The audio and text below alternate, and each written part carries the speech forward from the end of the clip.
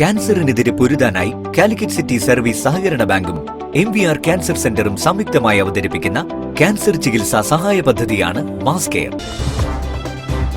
വാർത്തകൾ തുടരുന്നു. Professor doctor Muhammad ഹസന്റെ ചിന്താധാര എന്ന പുസ്തകം പ്രകാശനം ചെയ്തു.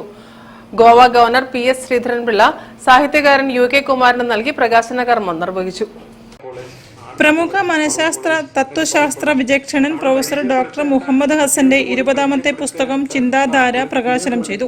കോഴിക്കോട് സൈക്കോ ക്ലബിന്റെയും അഭയം ബുക്സിന്റെയും ആഭിമുഖ്യത്തിലാണ് പ്രകാശന പരിപാടി സംഘടിപ്പിച്ചത്. അളകാപുരി ഓഡിറ്റോറിയത്തിൽ നടന്ന ചടങ്ങിൽ ഗോവ ഗവർണർ PS ശ്രീധരൻപിള്ള പ്രകാശനം നിർവഹിച്ചു. ചിന്താധാര എന്ന ഗ്രന്ഥം മലയാള സാഹിത്യത്തിലെ നവീന സംരംഭമാണെന്ന് ഗവർണർ PS ശ്രീധരൻപിള്ള പറഞ്ഞു. 2 വരി കൊണ്ട് 3 വരി കൊണ്ട് മനുഷ്യ മനസ്സിനുള്ളിലേക്ക് ആഴത്തിൽ കടന്നു ചെന്ന് സുസ്ഥിര പ്രതിഷ്ഠ നേടാൻ സാധിക്കുന്നു എന്നുള്ളതാണ് ചിന്താധാരയുടെ. അതിനൊരു കവിത്വമുണ്ട്. നമ്മുടെ ഇത് കവിതാ, ഞാനിപ്പോൾ ചിന്തിച്ചു എന്താ ഇതിനെപ്പറ്റി പറയട്ടെ. കവിതാ പുസ്തകം എന്നാണ്, കഥയെന്നാണ്, തത്വചിന്ത എന്നാണ്. പക്ഷേ അങ്ങ് തുടക്കം കുറിക്കുന്നത് ഒരു പുതിയ നമ്മുടെ മലയാള സാഹിത്യവേദിയെ സംബന്ധിച്ചിടത്തോളം ഒരു നവീന ഒരു സംരംഭമാണ്. അതുകൊണ്ട് ഞാനും ഇനിയിപ്പോൾ ആലോചിക്കാൻ പോകുന്നു.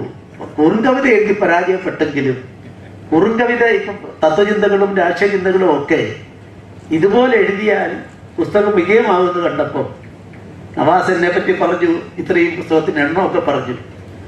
ഞാൻ ഈ എണ്ണം നിർത്താൻ പോകുന്നില്ല.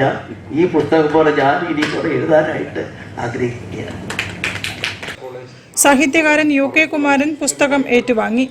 പാളയം മുയ്ഹുദ്ദീൻ പള്ളി ചീഫ് ഇമാം ഡോക്ടർ ഹുസൈൻ മടവൂർ മുഖ്യപ്രഭാഷണം നടത്തി.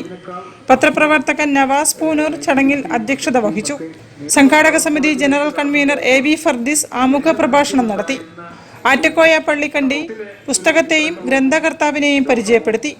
ഇന്ത്യൻ സൈക്യാട്രിസ്റ്റ് സൊസൈറ്റി സംസ്ഥാന president doctor Mohana Sundaram, Kerala heart care society president doctor K Kunhali, Calicut university folklore centre മുൻ മേധാവി ഡോക്ടർ EK ഗോവിന്ദവർമ്മരാജ, ചലച്ചിത്ര അക്കാദമി റീജിയണൽ കോർഡിനേറ്റർ നവീന വിജയൻ, സംഘാടക സമിതി കൺവീനർ സക്കറിയ പള്ളിക്കണ്ടി എന്നിവരും സംസാരിച്ചു.